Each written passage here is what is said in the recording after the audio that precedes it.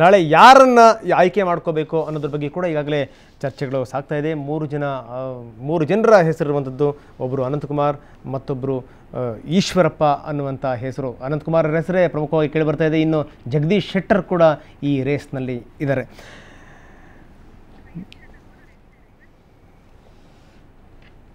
ನಮ್ಮ ಸ್ಟುಡಿಯೋದಲ್ಲಿ ಗೂಳಿಹಟ್ಟಿ ಶೇಖರ್ ಇದ್ದಾರೆ, ಅವ್ರ ಜೊತೆಗೆ ಮಾತಾಡೋಣ. ಜೊತೆಗೆ ಕಾಂಗ್ರೆಸ್ ನಾಯಕ ಜಯಪ್ರಕಾಶ್ ಹೆಗಡೆ ಕೂಡ ನಮ್ಮ ಜೊತೆಗೆ ಜಾಯ್ನ್ ಆಗಿದ್ದಾರೆ, ಅವ್ರ ಜೊತೆಗೂ ಕೂಡ ಮಾತಾಡೋಣ. ಆದರೆ ಅದಕ್ಕಿಂತ ಮೊದಲು YSV ದತ್ತ ಈಗ ನಮ್ಮೊಂದಿಗೆ ದೂರವಾಣಿ ಸಂಪರ್ಕದಲ್ಲಿದ್ದಾರೆ. ಏನು ಹೇಳ್ತಾರೆ ಕೇಳೋಣ.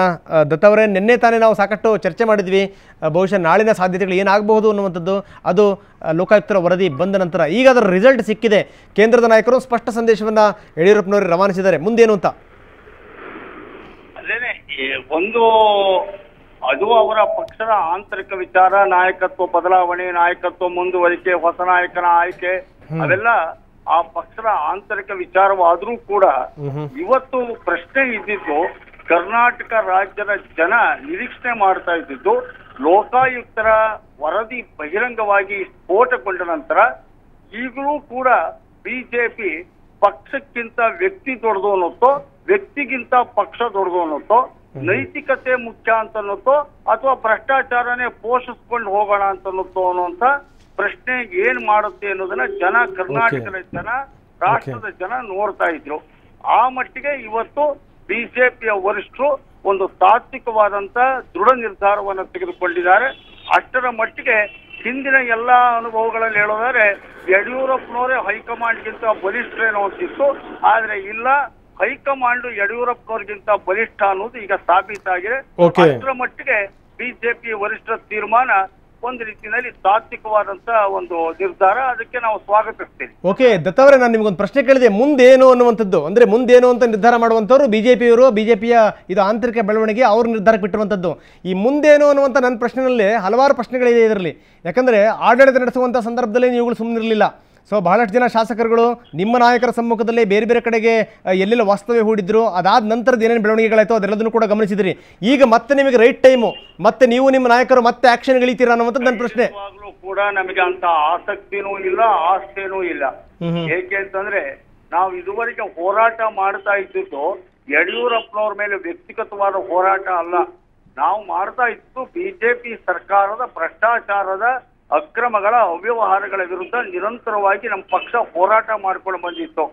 ಆದ್ರೆ ಆ ರಾಜಕೀಯವಾದಂತ ಬೆಳವಣಿಗೆಗಳ ಹಿನ್ನೆಲೆಯಲ್ಲಿ ಆ ಪಕ್ಷದ ಒಳಗಡೆನಲ್ಲಿ ಆಂತರಿಕವಾಗಿದ್ದಂತ ಭಿನ್ನಮತ ಏನಿತ್ತು, ಆ ಭಿನ್ನಮತದ ಒಳಗಡೆನಲ್ಲಿ ಎಲ್ಲೋ ಒಂದು ಕಡೆ ಅವರು ಬಿಜೆಪಿ ಶಾಸಕರು ಅಂತಲ್ಲ, ಇಂಡಿಪೆಂಡೆಂಟ್ ಶಾಸಕರು ಅಂತಲ್ಲ, ಶಾಸಕರುಗಳ ಹಕ್ಕುಗಳನ್ನ ದಮನ ಮಾಡುವಂತ ದಬ್ಬಾಳಿಕೆಯ ಪ್ರವೃತ್ತಿನ ಯಡಿಯೂರಪ್ಪನವರು ತೋರಿಸಿದ್ರು. ಅದಕ್ಕೆ ಸ್ಪೀಕರ್ ಕಚೇರಿನ ದುರ್ಬಳಕೆ ಮಾಡಿಕೊಂಡ್ರು ಅನ್ನೋ ಕಾರಣಕ್ಕಷ್ಟೇನೆ ನಾವು ಆಗ ಪಕ್ಷಾತೀತವಾಗಿ ಶಾಸಕರ ಹಕ್ಕುಗಳ ರಕ್ಷಣೆಗೆ ಅಂತ ಮುಂದಾಗಿದ್ದೇವಿನ ನಾವು ಯಾವುದೇ ಒಂದು ಅದರೊಳಗಡೆ ಕದಡಿದ ನೀರಲ್ಲಿ ಮೀರಿಡುವಂತ ದುರ್ಬುದ್ಧಿ ನಮಗೆ ಇಷ್ಟಿಲ್ಲ.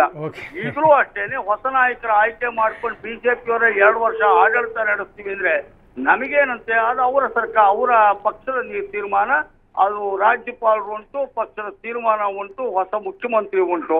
ನಮ್ಮದು ಪ್ರಶ್ನೆ ಒಳ್ಳೆ ಆಡಳಿತ ಇದ್ರೆ ಸರಿ, ಇಲ್ಲ ವಿರೋಧ ಪಕ್ಷವಾಗಿ ನಾವ್ ಏನ್ ಬೇಕೋ ಮಾಡ್ತೀವಿ. ಅಲ್ಲ ದತ್ತ ಅವರೇ, ತಾವು ಬಹಳ ಬುದ್ಧಿವಂತರು ಏನು ಅಂತಂದ್ರೆ, ಈ ಕದಡಿದ ನೀರಲ್ಲಿ ಮೀನು ಸಿಗಲ್ಲ ಅನ್ನುವಂಥದ್ದು ನಿಮಗೂ ಗೊತ್ತು, ನಿಮ್ಮ ನಾಯಕರಿಗೂ ಗೊತ್ತು. ಹೀಗಾಗಿ ಬಹುಶಃ ಈ ಗಾಳ ಹಾಕ್ಲಿಕ್ಕೆ ಹೋಗಲ್ಲ ಅಂತ ಅನ್ಸುತ್ತೆ ತಾವುಗಳು. ಆದ್ರೆ ಸೊ ಇದೆಲ್ಲದನ್ನು ಕೂಡ ತಾವು ಗಮನಿಸ್ತಾ ಇದ್ದೀರಿ. ಏನಾದ್ರೂ ಇಂಥ ಸಂದರ್ಭಗಳು ಬಂದ್ರೆ ಮತ್ತೇನಾದ್ರೂ ಕಾರ್ಯಪ್ರವೃತ್ತರಾಗಬಹುದಾ ಅನ್ನುವಂಥದ್ದು ಮಾತ್ರ ನನ್ನ ಪ್ರಶ್ನೆ. ನಾನು ಹೇಳ್ಬಿಟ್ಟಲ್ಲ, ನಮ್ಮ ಪಕ್ಷ ಈ ಸಂದರ್ಭದ ಒಳಗಡೆನಲ್ಲಿ ಅಂತ ಪ್ರಯತ್ನ ಹಿಂದೂ ಮಾಡಿಲ್ಲ, ಹಿಂದೆ ಮಾಡಿದ್ದು ನಾವು ಒಂದು ದೊಡ್ಡ ತೀರ್ಮಾನ. ಜನತಂತ್ರದಲ್ಲಿ ಶಾಸಕರ ಹಕ್ಕುಗಳನ್ನ ದಮನ ಮಾಡುವಂತ ಕೆಟ್ಟ ಪ್ರವೃತ್ತಿಯ ವಿರುದ್ಧದ ನಮ್ಮ ಬೆಂಬಲ, ನೈತಿಕವಾದ ಬೆಂಬಲ ಇದ್ದೇವಿನ ನಮಗೇನು ಅದ್ರೊಳಗಡೆ ಬೇರೆ ಇದ್ದಿಲ್ಲ. ಈಗಂತೂ ಸ್ಪಷ್ಟವಾಗಿ ಹೇಳ್ತೀವಿ, ಈಗ ಅಂತ ಅಗತ್ಯವೂ ನಮಗಿಲ್ಲ, ಅನಿವಾರ್ಯತೆಯೂ ಇಲ್ಲ. ನಮಗೆ ಈಗ ಇರುವಂತ ಪ್ರಶ್ನೆ, ಕರ್ನಾಟಕಕ್ಕೆ ಜನಕ್ಕೆ ನೆಮ್ಮದಿಯಾಗುವಂತ ಒಂದು ಆಡಳಿತದ ವ್ಯವಸ್ಥೆ, ಆರೋಗ್ಯಕರ ಜನತಂತ್ರ ವ್ಯವಸ್ಥೆ ಬರಬೇಕು ಅನ್ನೋದಷ್ಟೇ ನಮ್ಮ ಅಪೇಕ್ಷೆ. ಓಕೆ, ಧನ್ಯವಾದ YSV ದತ್ತ ಅವರೇ. ಸೊ YSV ದತ್ತ ಹೇಳ್ತಾ ಇದ್ರು ಏನು ಅಂತಂದರೆ ನಾವು ಏನಾಗ್ತಾ ಇದೆ ಅಲ್ಲೆಲ್ಲ ಎಲ್ಲದನ್ನು ಕೂಡ ನಾವು ಗಮನಿಸ್ತಾ ಇದ್ದೀವಿ. ಹಿಂದಿನ ನಮ್ಮ ಹೋರಾಟಗಳೇನಿತ್ತು, ಕೆಲ ಶಾಸಕರುಗಳನ್ನ ನಾವು ಕರ್ಕೊಂಡು ಹೋಗಿದ್ದು, ಸೊ ಇದಕ್ಕೆ ಸಂಬಂಧಪಟ್ಟ ಹಾಗೆ ಏನೇನು ವಿದ್ಯಮಾನಗಳಾಗಿತ್ತು ಅದೆಲ್ಲದೂ ಕೂಡ ಏನು ಅಂದರೆ ಇಡೀ ಪ್ರಜಾಪ್ರಭುತ್ವದ ದಮನ ಏನಾಗ್ತಾ ಇತ್ತು, ಶಾಸಕರುಗಳ ಹಕ್ಕನ್ನು ಕಸ್ಕೊಳ್ಳುವಂಥ ಪ್ರಯತ್ನಗಳೇನಾಗ್ತಿತ್ತು, ಅದಕ್ಕೊಂದು ಏಟು ಕೊಡಲಿಕ್ಕೂ ವಿನಃ ಬೇರೆ ಯಾವ ಉದ್ದೇಶವೂ ಇಲ್ಲ ಅಂತ. ಆದರೆ ಈ ಸಂದರ್ಭದಲ್ಲಿ ಇದು ಸೂಕ್ತವಾದ ಸಮಯ ಅಲ್ಲ ಅಂತ ದತ್ತ ಅವ್ರಿಗೂ ಗೊತ್ತು, ಅವ್ರ ನಾಯಕರುಗಳಿಗೂ ಗೊತ್ತು. ಹೀಗಾಗಿ ಕದಡಿದ ನೀರಿನಲ್ಲಿ ಮೀನು ಹಿಡಿಯುವಂಥ ಪ್ರಯತ್ನ ಮಾಡಲ್ಲ ಅಂತ ಅತ್ಯಂತ ಮಾರ್ಮಿಕವಾಗಿ ಹೇಳಿದ್ದಾರೆ YSV ದತ್ತ.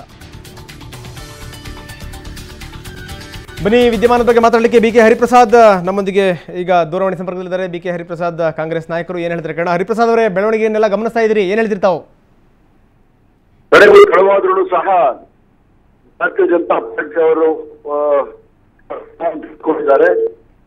ಏನು ಕರ್ನಾಟಕ ರಾಜ್ಯದ ಅನ್ಯಾಯ ಆಗಿತ್ತು, ಅದನ್ನು ಸರಿಪಡಿಸಲಿಕ್ಕೋಸ್ಕರ ವಿರೋಧ ಪಕ್ಷದವರು ಹೋರಾಟ ಮಾಡಿದ್ರು. ಅವರಿಗೆ ದೇಹ ಇದೆ. ಏನು ಕರ್ನಾಟಕ ರಾಜ್ಯದಲ್ಲಿ 16,085 ಕೋಟಿಯ ಅವ್ಯವಹಾರ ನಡೆದಿದೆ, ಇದರ ಬಗ್ಗೆ ತಕ್ಷಣವೇ ಸರಿಯಾದ ತನಿಖೆ ಮಾಡಿ ತಪ್ಪಿತಸ್ಥರಿಗೆ ಶಿಕ್ಷೆ ಆಗತಕ್ಕಂತ ಕಾರ್ಯದಲ್ಲಿ ಮುಂದಾಗಬೇಕು ಭಾರತೀಯ ಜನತಾ ಪಾರ್ಟಿಯವರಾಗ್ಲಿ ಅಥವಾ ಯಾವುದೇ ಸರ್ಕಾರ ಬರೋರಾಗ್ಲಿ. ಇದರಿಂದ ಏನು ಸಾಬೀತಾಗಿದೆ ಅಂತ ಹೇಳಿದ್ರೆ, ಭಾರತೀಯ ಜನತಾ ಪಾರ್ಟಿ ಯಾವತ್ತು ಸರ್ಕಾರಕ್ಕೆ ಅಧಿಕಾರವನ್ನು ವಹಿಸಿಕೊಂಡ್ರು ಆವತ್ತಿನಿಂದ ಇವತ್ತಿನವರೆಗೂ ಸಹ ಸಂಪೂರ್ಣವಾಗಿ ಭ್ರಷ್ಟಾಚಾರದಲ್ಲಿ ಶಾಮೀಲಾಗಿದ್ದಾರೆ ಅನ್ನೋದು ಸಾಬೀತಾಗಿದೆ. ಅದರಿಂದ ಇವರು ನೈತಿಕ ಹಕ್ಕನ್ನು ಕಳ್ಕೊಂಡಿದ್ದಾರೆ. ಹರಿಪ್ರಸಾದ್ ಅವರೇ, ನಿಮ್ಮ ಉತ್ತರದಲ್ಲೇ ಕೆಲವೊಂದು ಪ್ರಶ್ನೆಗಳಿದೆ. ತಾವು ಹೇಳ್ತಾ ಇದ್ರಿ ಏನಂತಂದ್ರೆ ಭಾರತೀಯ ಜನತಾ ಪಕ್ಷ ಸರ್ಕಾರ ಆಗಲಿ ಅಥವಾ ಇನ್ಯಾರದೇ ಆಗಲಿ ಅಂತ. ಸೊ ಇನ್ಯಾರಾದ್ರೂ ಬರುವಂತ ಸಾಧ್ಯತೆಗಳು ಏನಾದ್ರೂ ಇದೆಯಾ? ಅದು ನನಗೆ ಗೊತ್ತಿಲ್ಲ ಅದು ಯಾವ ರೀತಿ ಅಲ್ಲಿ ಇದೆ ಅಂತ ಹೇಳಿ. ಅಲ್ಲಿ ಆಗಿರೋ ಬೆಳವಣಿಗೆಗಳು ನೋಡಿದ ತಕ್ಷಣ ಅದು ಯಾವುದೇ ಒಂದು ಸರ್ಕಾರ ಅಲ್ಲಿ ಅಧಿಕಾರಕ್ಕೆ ಬರಬೇಕಲ್ಲ. ಅದು ಯಾವುದೇ ಸರ್ಕಾರ ಬಂದ್ರೇನು ಸಹ ಏನು ಅವ್ಯವಹಾರ ಆಗಿದೆ ಅದ್ರ ಬಗ್ಗೆ ತನಿಖೆ ನಡೆಯುವ. ಯಾಕಂದ್ರೆ ಭಾರತೀಯ ಜನತಾ ಪಾರ್ಟಿ ಸರ್ಕಾರ ಬಂದ್ರೆ ಈ ತನಿಖೆಯನ್ನು ಹಾಗೆ ಮುಚ್ಚಲಿಕ್ಕೂ ಪ್ರಯತ್ನ ಮಾಡೋ ಸಾಧ್ಯತೆಗಳಿದೆ. ಆದ್ರಿಂದ ಆದಷ್ಟು ಬೇಗ ಜನಸಾಮಾನ್ಯರು ಇದ್ರ ಬಗ್ಗೆ ತೀರ್ಮಾನ ತೆಗೆದುಕೊಳ್ಬೇಕು. ವಿರೋಧ ಪಕ್ಷದವರು ಸಹ ನಾವು ಸಹ ಹೋರಾಟವನ್ನು ಮಾಡ್ತೇವೆ. ಅಲ್ಲ, ಈಗ ಈ ವಿದ್ಯಮಾನಗಳು ತಮಗಂತೂ ಸಮಾಧಾನ ಆಗಿದೆ ಹಾಗಾದ್ರೆ?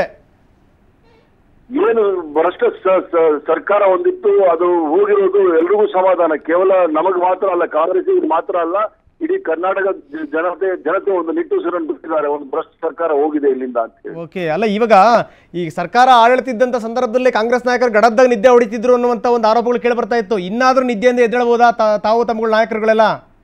ಏನಂತ ಹೇಳಿದ್ರಿ? ಆಡಳಿತ ಇದ್ದಂತ ಸಂದರ್ಭದಲ್ಲೇ ಕಾಂಗ್ರೆಸ್ ನಾಯಕರು ಸರಿಯಾಗಿ ವಿರೋಧ ಪಕ್ಷದ ರೀತಿಯಲ್ಲಿ ಕೆಲಸ ಮಾಡಲಿಲ್ಲ, ನಿದ್ದೆ ಹೊಡಿತಾ ಇದ್ರು ಅನ್ನುವಂತ ಮಾತುಗಳು ಕೇಳಿ ಬರ್ತಾ ಇತ್ತು. ಇನ್ನಾದ್ರೂ ಎಚ್ಚರ ಆಗಬಹುದಾ ನಿಮ್ಮ ಪಕ್ಷಕ್ಕೆ ಅಂತ? ಅದು ಕಾಂಗ್ರೆಸ್ ಪಕ್ಷದ ಬಗ್ಗೆ ಒಂದು ವ್ಯವಸ್ಥಿತವಾದ ಪಿತೂರಿ ಮತ್ತು ವ್ಯವಸ್ಥಿತವಾದ ಪ್ರಚಾರವನ್ನ ಕಾಂಗ್ರೆಸ್ ಪಕ್ಷದ ವಿರೋಧಿಗಳು ಮಾಡ್ತಾನೆ ಬಂದಿದ್ದಾರೆ. ಎಲ್ಲಾ ಸಂದರ್ಭದಲ್ಲೂ ಸಹ ಜವಾಬ್ದಾರಿಯಿಂದ ವರ್ತಿಸ್ತಕ್ಕಂಥ ಕಾಂಗ್ರೆಸ್ ಪಕ್ಷ ತಮ್ಮ ಜವಾಬ್ದಾರಿಯನ್ನು ಸರಿಯಾದ ರೀತಿಯಲ್ಲಿ ನಡೆಸ್ಕೊಂಡಿದ್ದಾರೆ. ಸೊ ಹಾಗಾದ್ರೆ ಒಂದು ಪ್ರಮುಖ ಪ್ರತಿಪಕ್ಷವಾಗಿ ಕಾಂಗ್ರೆಸ್ ಏನ್ ಮಾಡಬೇಕು ಅದನ್ನು ಮಾಡಿದೆ ಅಂತಿರ್ತಾವು? ಮಾಡ್ತೀವಿ. ಓಕೆ, ಧನ್ಯವಾದ. ನಮ್ಮ ಜೊತೆ ಮಾತಾಡೋದಕ್ಕೆ BK ಹರಿಪ್ರಸಾದ್ ಕಾಂಗ್ರೆಸ್ ನಾಯಕರು ಅವರು ಹೇಳ್ತಾ ಇದ್ರು ಏನು ಅಂದರೆ ನಿಜಕ್ಕೂ ಒಂದು ಭ್ರಷ್ಟ ಸರ್ಕಾರ ತೊಲಗ್ತು ಅನ್ನುವಂಥ ಒಂದು ಸಮಾಧಾನ ಅನ್ನುವಂಥದ್ದು. ಆದರೆ ಇದು ಒಂದು ಸರಿಯಾದ ಸಮಯ, ಇದು ಪಾರ್ಟಿಯನ್ನು ಬೆಳೆಸಲಿಕ್ಕೆ, ಪಾರ್ಟಿನ ಉತ್ತೇಜಿಸಲಿಕ್ಕೆ, ಜೊತೆಗೆ ಕಾರ್ಯಕರ್ತರನ್ನು ಬೆಂಬಲಿಸಲಿಕ್ಕೆ ಈಗ ಒಂದು ಅದ್ಭುತವಾದಂಥ ಸಮಯ ವಿರೋಧ ಪಕ್ಷಗಳಿಗೆ ಅನ್ನುವಂಥದ್ದು. ಆದರೆ ಅದನ್ನು ಒಪ್ಪಲಿಕ್ಕೆ BK ಹರಿಪ್ರಸಾದ್ ತಯಾರಿಲ್ಲ. ಕಾಂಗ್ರೆಸ್ ಯಾವಾಗಲೂ ಕೂಡ ಎಚ್ಚರವಾಗೇ ಇತ್ತು, ಜೊತೆಗೆ ಏನಂದರೆ ವಿರೋಧ ಪಕ್ಷವಾಗಿ ಸಮರ್ಥವಾಗಿ ಕಾರ್ಯನಿರ್ವಹಿಸಿದೆ ಅಂತಾರೆ BK ಹರಿಪ್ರಸಾದ್. ಓಕೆ, ನಮ್ಮ ಸ್ಟುಡಿಯೋದಲ್ಲೂ ಕೂಡ ನಾಯಕರಿದ್ದಾರೆ, ಅವ್ರ ಜೊತೆಗೆ ಮಾತಾಡೋಣ. ಆದರೆ ಇಲ್ಲಿ ತನಕ ಆಗಿರುವಂಥ ಬೆಳವಣಿಗೆಗಳನ್ನು ತಾವು ಕೂಡ ಗಮನಿಸ್ತಾ ಇದ್ದೀರಿ. ಯಾವಾಗ ಕೇಂದ್ರದ ಒಂದು ಸ್ಪಷ್ಟ ನಿರ್ಧಾರ ಹೊರಗಡೆ ಬಂತು, ಅದಾದ ನಂತರ ಆ ಸಂದೇಶ ಎಲ್ಲರಿಗೂ ಕೂಡ ತಲುಪ್ತಾ ಇದೆ. ಈಗೇನು ಸಭೆಯನ್ನು ಮಾಡ್ತಾ ಇದ್ದಾರೆ BS ಯಡಿಯೂರಪ್ಪನವರು ತಮ್ಮ ನಿವಾಸದಲ್ಲಿ. ಅಲ್ಲಿ ಯಾರ್ಯಾರು ಪಾಲ್ಗೊಂಡಿದ್ರು 15 ರಿಂದ 20 ಜನ ಸಚಿವರುಗಳು ಮತ್ತು ಶಾಸಕರಿಗೂ, ಅವ್ರಿಗೂ ಕೂಡ ಈ ಸಂದೇಶ ರವಾನೆ ಆಗಿದೆ. ನೀವು ಏನು ಈ ಸಭೆಯನ್ನು ಮಾಡ್ತಾ ಇದ್ದೀರಿ, ಆ ಸಭೆ ಪಕ್ಷದ ನೀತಿಗೆ ವಿರುದ್ಧವಾಗಿರುವಂಥದ್ದು. ಹೀಗಾಗಿ ಆ ಸಭೆಯಿಂದ ಹೊರಗಡೆ ಬನ್ನಿ ಎನ್ನುವಂಥ ಒಂದು ಸ್ಪಷ್ಟ ಸಂದೇಶ ಈಗ ಬಂದಿದೆ ಅನ್ನುವಂಥದ್ದು.